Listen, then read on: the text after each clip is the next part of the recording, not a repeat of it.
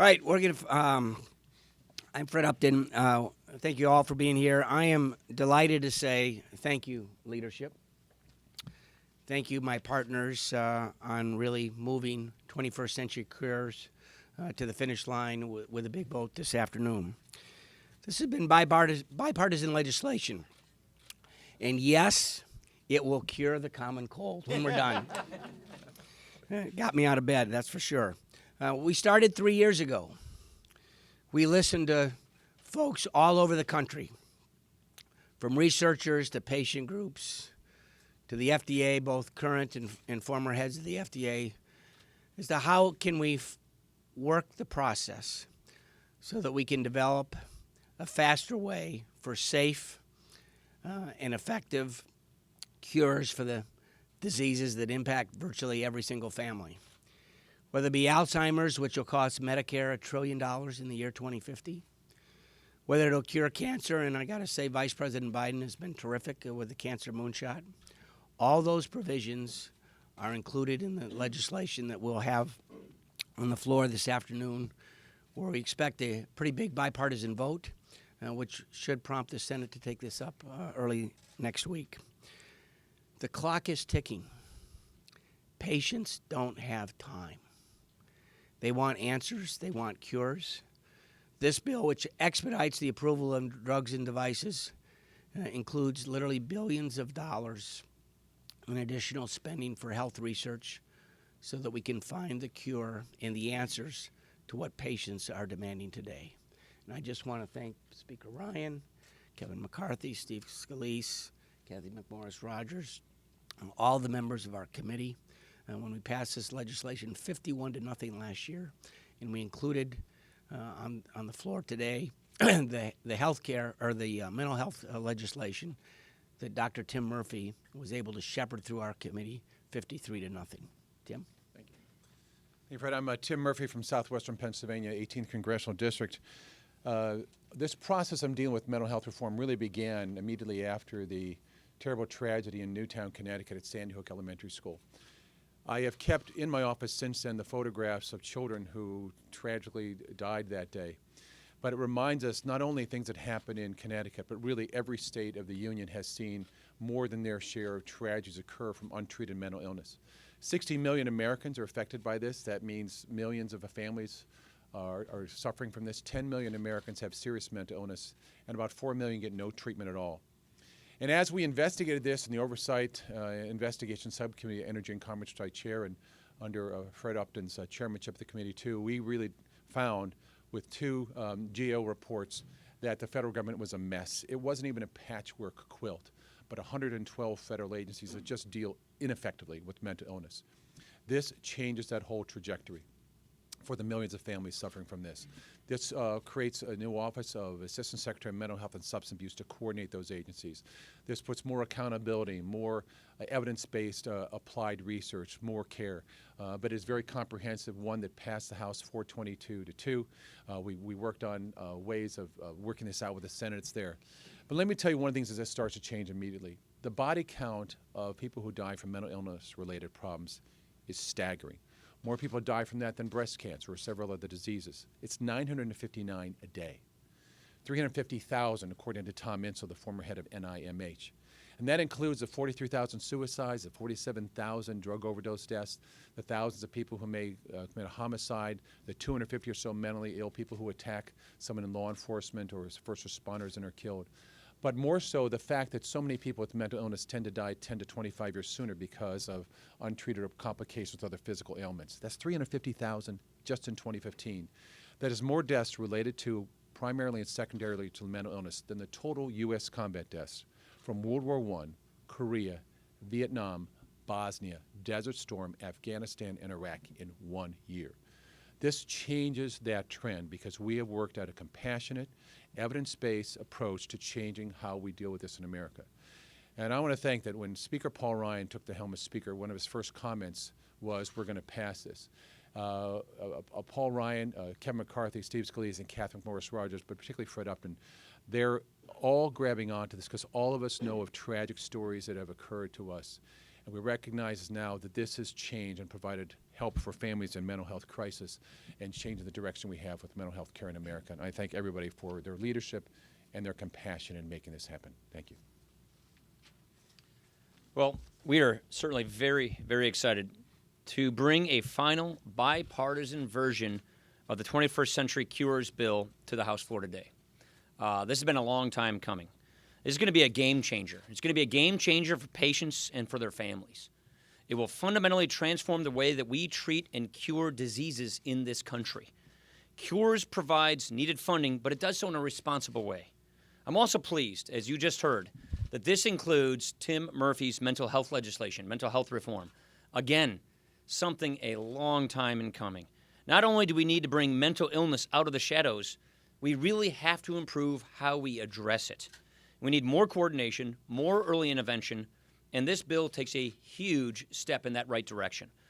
I just want to thank Fred Upton and Tim Murphy.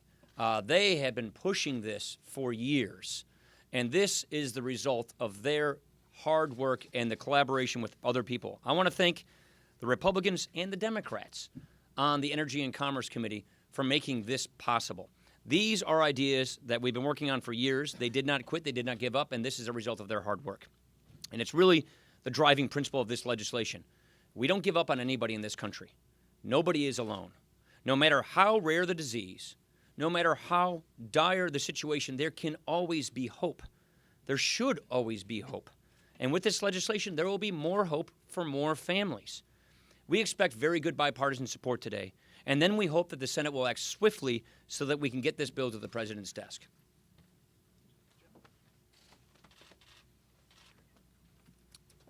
Each week, legislation is moved in this House. And it's a different part of legislation that usually gets done. This week will be different. This week, people in history will write about the Cures Act.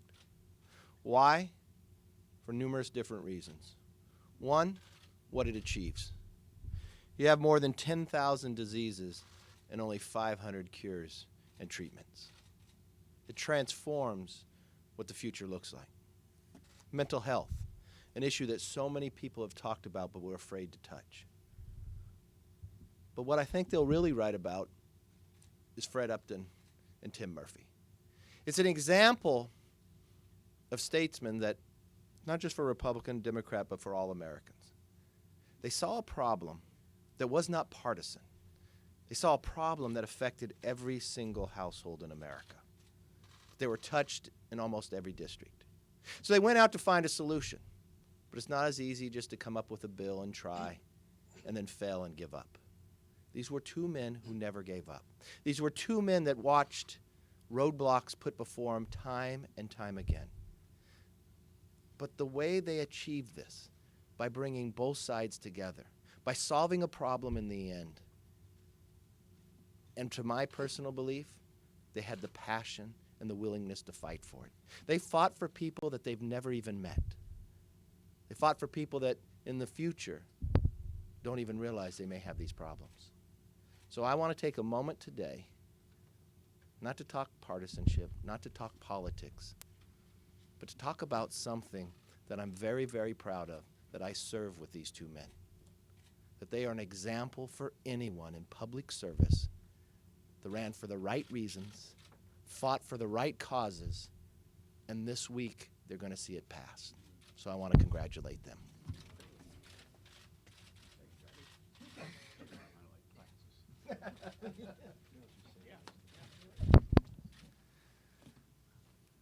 America should be the world leader in medical innovation. And with the 21st Century Cures Act, it sets the stage for us to reclaim that mantle. This bill has been 3 years in the making. When you look at the different components of it, obviously the ability to set priorities. And I mean, this is a priorities bill because it truly does shift money in Washington from areas that are much less important into areas that actually will lead to curing of diseases like cancer, and Parkinson's, and Alzheimer's. It's not often in any of these jobs where we have an opportunity to pass legislation that will directly lead to saving American lives. Millions of American lives will be saved by this bill getting signed into law. And it wasn't easy. as we've seen, the work that's gone into it, the time to build such a massive coalition doesn't happen overnight. In fact, it has been 3 years in the making. But it's the culmination of this work that's going to lead to such dramatic changes and improvements in the lives of everyday Americans. And so I'm really proud of the work that Fred has done and Tim has done. I'm proud to be able to serve on the Energy and Commerce Committee with them because I've seen that hard work on a daily basis. And we're going to see such a strong vote on the House floor because everybody knows what's at stake. When we have the ability to do something this big, to literally shift priorities in a fiscally responsible way, a bill that's fully paid for to set major priorities to go after and cure these horrible diseases. And then to also make reforms to the FDA that have been such a long time coming so that you'll actually be able to get drugs to market quicker. There's so many innovations that are being made that aren't able to benefit people because of the bureaucracy at the FDA. It's one of the reasons why you see innovations happening in other countries instead of here in America. We're going to be able to turn that tide with this bill by making those FDA reforms, and those were not easy to get included into this bill either. So, again, it's not often where you actually can look at legislation passing Congress that will directly lead to millions of lives being saved, but today is one of those historic days, and I'm proud to be a part of it, but especially proud of the work that's gone into it by Fred, Upton, Tim Murphy, and so many others.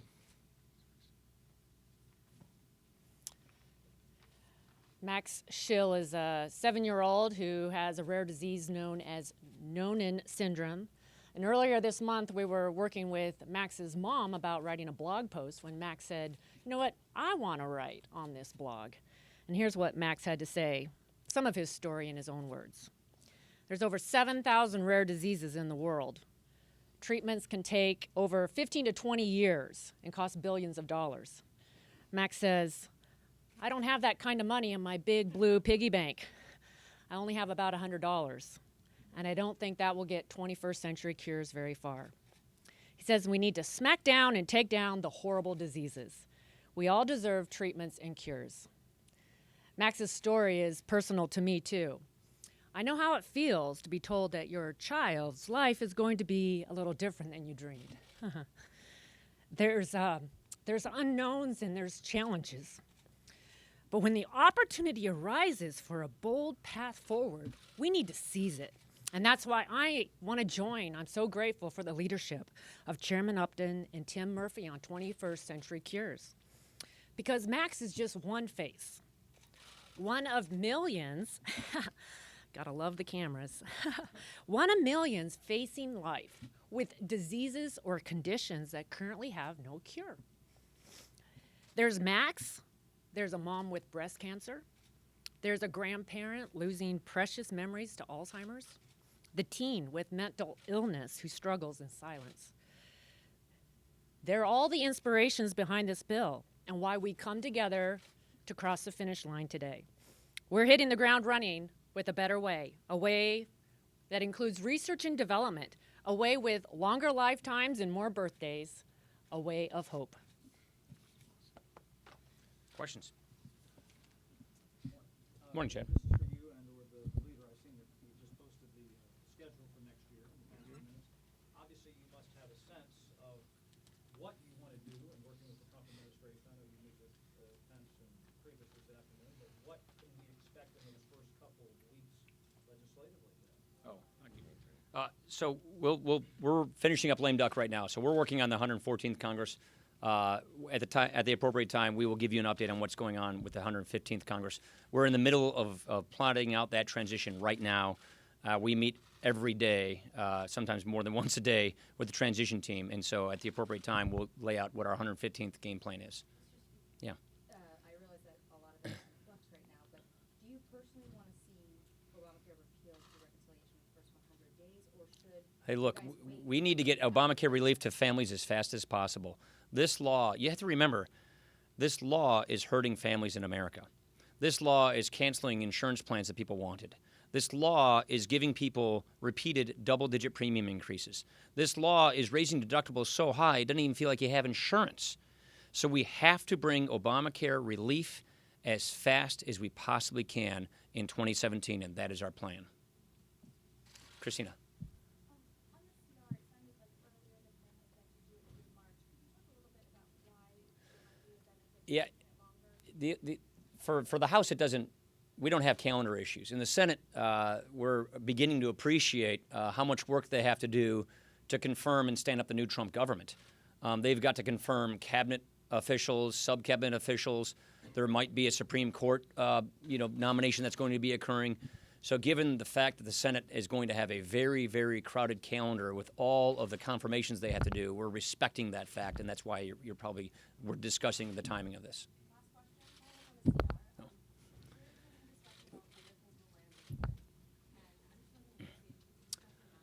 We're going to address Flint. We're hoping to get WRDA done. That WRDA discussion is underway, and that is our preference, but this will be addressed. That's one of the things we committed to addressing. We'll address it one way or the other. Again, we're trying to get the WRDA bill done. That's a water resources bill, and we think that's the appropriate place for it. We'll address it one way or the other. Thank you.